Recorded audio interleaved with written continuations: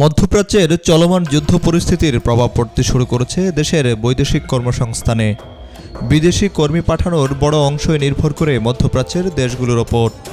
কিন্তু যুদ্ধের কারণে বন্ধ হয়ে গেছে আকাশসীমা, বাতিল হয়েছে শত শত ফ্লাইট।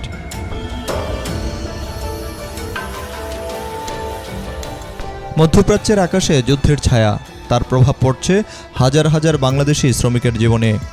ফ্লাইট বন্ধ, আকাশসীমা বন্ধ, অনিশ্চয়তা আর উদ্বেগ সব মিলিয়ে বিদেশে কর্মসংস্থান খাত এখন বড় সংকটে। Big hits today, a lot of big wins today, as you probably have heard militarily. বিশেষজ্ঞরা বলছেন, দীর্ঘদিন ধরে সৌদি আরব কেন্দ্রিক শ্রমবাজার হয় এখন বড় ধরনের ঝুঁকির মুখে পড়েছে দেশের বৈদেশিক কর্মসংস্থান খাত। ফলে দেশে আটকে পড়েছেন অনেক প্রবাসী, আর নতুন করেও কর্মী পাঠানো কমে গেছে প্রায় অর্ধেক।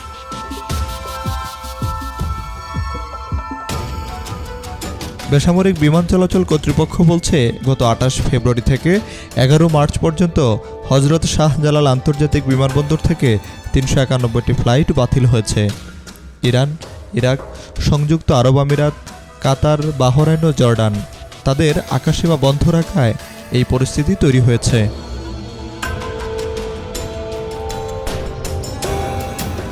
এই সংকটে সবচেয়ে বড় ভুক্তভোগী প্রবাসী শ্রমিকরা।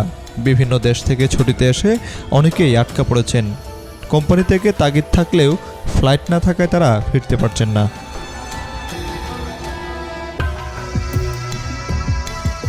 যুদ্ধের কারণে শুধু প্রবাসীরা আটকে পড়ছেন তা নয়, কমে গেছে নতুন কর্মী পাঠানোর সংখ্যাও।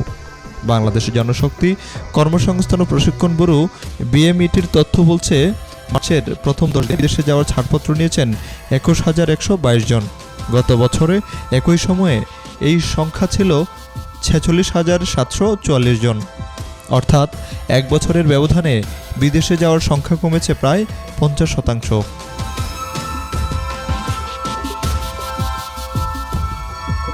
(২০২৫) সালের বিদেশগামী কর্মীদের পরিসংখ্যান বলছে, ১১,৩০,৭৫৭ জনের মধ্যে সৌদি আরবে ৬৭%। বিশেষজ্ঞরা বলছেন, বাংলাদেশের শ্রমবাজার দীর্ঘদিন ধরে মধ্যপ্রাচ্য নির্ভর হওয়ায় এই সংকট আরও তীব্র হয়েছে।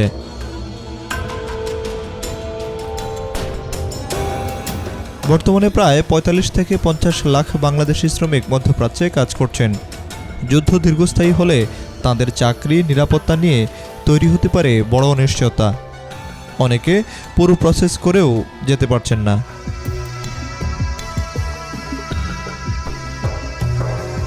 আরেকটি বড় উদ্বেগ তৈরি হয়েছে অবৈধ অভিবাসনের ঝুঁকি। নিয়মিত পথে বিদেশে যাওয়ার সুযোগ কমে গেলে অনেকেই দালাল চক্রের প্রলোভনে পড়েন। ইতিমধ্যে ইতালিতে অনিয়মিত পথে বাংলাদেশিদের প্রবেশের সংখ্যা বেড়েছে। ২০২৫ সালের জানুয়ারি থেকে অক্টোবর পর্যন্ত ১৫,০০০-এর বেশি বাংলাদেশি সমুদ্রপথে ইতালিতে পৌঁছেছেন।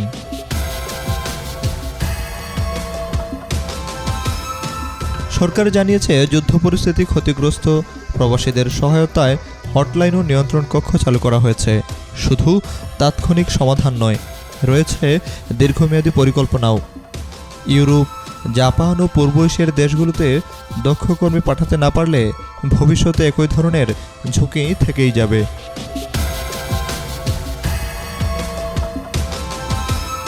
মধ্যপ্রাচ্য যুদ্ধের এই অনিশ্চয়তার মধ্যে উদ্বেগে রয়েছেন লাখো প্রবাসী ও তাদের পরিবার। বিশেষজ্ঞদের মতে, সংকট মোকাবেলায় এখনই বিকল্প শ্রমবাজার তৈরি না হলে, দক্ষ জনশক্তি গড়ার উদ্যোগ না নিলে বৈদেশিক কর্মসংস্থানের এই গুরুত্বপূর্ণ খাত বড় ধরনের ঝুঁকির মধ্যে পড়তে পারে। Desk report, B news 24।